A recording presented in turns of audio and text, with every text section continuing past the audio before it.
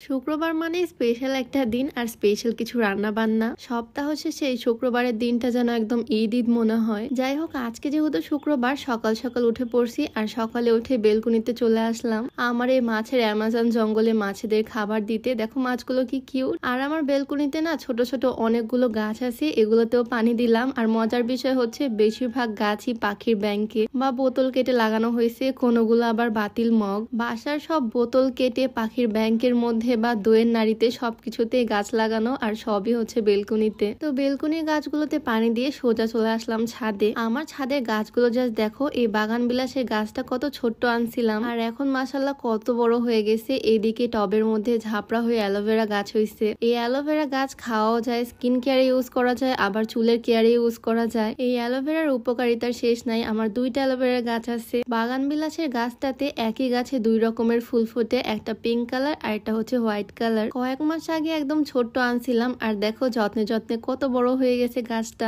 বাগান বিলাস গাছ আনার দিনই আমি একটা ডালিম গাছও আনছিলাম আর দেখো মাশাআল্লাহ আমার ডালিম গাছে ফল ধরছে। নিজের গাছে ফল ফুল ধরলে আসলে অন্যরকম একটা খুশি লাগে, তাই না? আর এখন যে গাছে পানি দিচ্ছি এটা হচ্ছে আনারকলি গাছ। আমরা কক্সবাজারে গেছিলাম, ওইখানে একটা ভাইরাল ফল খাইছিলাম আনারকলি। এই ফলে চারা গাছই আমার হাজবেন্ড আমাকে জোগাড় করে দিয়েছে আর সেটাই লাগাইছিলাম। এখন দেখো কত বড় হয়ে গেছে আনারকলি গাছটা। তো ছাদে সবগুলো গাছে পানি দিলাম আর তারপর সোজা চলে আসলাম রান্নাঘরে। আমার শ্বশুরাব্বু আজকে হাঁস আনছে। হাঁসের মাংস আমার অনেক পছন্দ। আজকে যেহেতু শুক্রবার, স্পেশাল কিছু রান্না বান্না তো করতে হবে। আজকে বাসায় হাঁস রান্নাই হবে। আমাদের বাসায় সবাই হাঁসের মাংস খেতে অনেক পছন্দ করে, বিশেষ করে আমি। আর হ্যাঁ, তোমরা যারা উচ্চতা বাড়তে চাও, লম্বা হতে চাও, তোমরা চাইলে হাইটেক্স ফর্মুলা প্রোডাক্টটা ট্রাই করতে পারো। এই সাপ্লিমেন্টটা বিএসটিআই কর্তৃক অনুমোদিত হয়। এটাতে কোনো রকমের সাইড ইফেক্ট নাই। এটা শরীরের হাড়ের বৃদ্ধির মাধ্যমে উচ্চতা বৃদ্ধি করে। ছেলে মেয়ে যে কেউ খেতে পারবে। তো এই হাইটেক্স ফর্মুলা প্রোডাক্টটা তোমরা পেয়ে যাচ্ছ haven of proven beauty Facebook page থেকে। তাদের পেজটা আমার ডেসক্রিপশনে মেনশন করে দেওয়া থাকবে, চাইলে ভিজিট করে আসতে পারো। যাই হোক, এদিকে হাঁসের মাংস রান্না করার জন্য আমি পেঁয়াজ রসুন সবকিছু দিয়ে দিলাম, গরম মশলাগুলো একটু ধুয়ে দিয়ে দিলাম।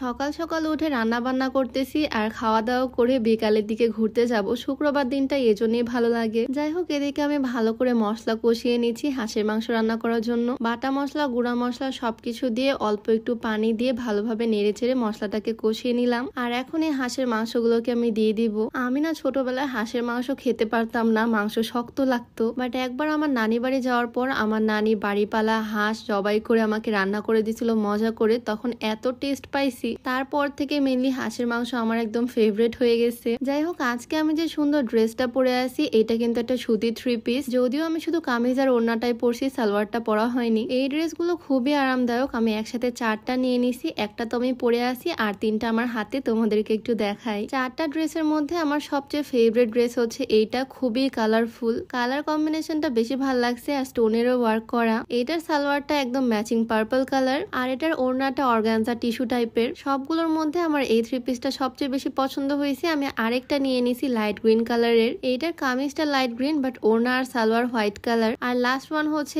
এটা, যেটা কিছুটা বাটিক প্রিন্ট টাইপের। এটারও কালার কম্বিনেশনটা বেশ সুন্দর, সাদার মধ্যে। এটা সালোয়ার ডিজাইনটা সুন্দর আর ওড়নাটাও একদম বড় সড়ো সুতির। এই সুন্দর সুন্দর ড্রেসগুলো আমি নিছি Humaira fashion house Facebook page থেকে। তাদের পেজটা আমার ডেসক্রিপশনে মেনশন করে দেওয়া থাকবে, চাইলে তাদের পেজটা ভিজিট করে আসতে পারো আর ড্রেসগুলো পারচেজ করে ফেলতে পারো। যাই হোক, এদিকে আমাদের হাঁসের মাংস রান্না চলতেছে, তার মধ্যে আমি ডিম সিদ্ধ করতে দিয়ে দিলাম। ডিমও রান্না করবো আজকে। ডিমগুলোকে চুলার উপরে দিয়ে আমি পানি দিয়ে দিলাম। সিদ্ধ ডিম আলু দিয়ে রান্না করব, যেটা খেতে আমি ভীষণ পছন্দ করি। ডিম সিদ্ধ করে কড়াইয়ের মধ্যে তেল দিয়ে দিলাম। ডিমগুলোকে একটু লবণ হলুদ দিয়ে ভালো করে ভেজে নিলাম। দেন কড়াই আরেকটু তেল দিয়ে পেঁয়াজ দিয়ে দিলাম। এখন রান্না করব। বাটা মশলা, গুঁড়া মশলা সবকিছু দিয়ে আবারও আগের মতো মশলাটাকে কষিয়ে নিব।